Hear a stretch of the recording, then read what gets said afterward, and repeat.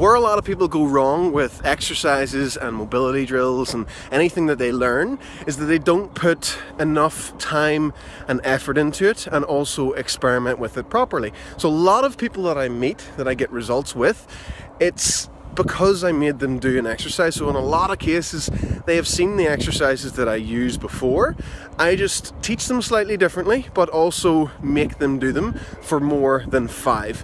So giving something the proper thought of what it's going to do for you is going to be far more beneficial for you rather than just trying something once and then disregarding it and saying it doesn't work. So trying an exercise that you struggle with, then trying the mobility drill, and then retrying that exercise to see if there's any difference, and spending a full session on it. Like, devote half an hour to a full session of trying one drill to see if it actually works for you or not.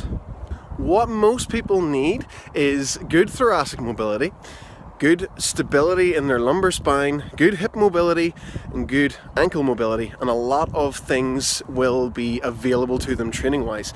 There are more advanced things that you want to go down eventually, but getting that strong foundation is more important than anything before you decide that you really want to push your strength training or you really want to push your mobility training and your flexibility.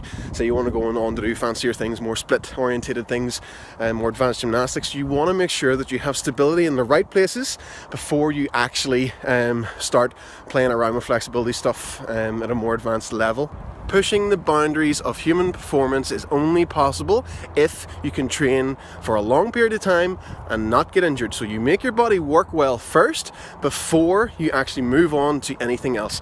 Every good coach will say about the basics and doing the basics, mastering the basics, and that's what that means, and it is more for your benefit than anybody else's.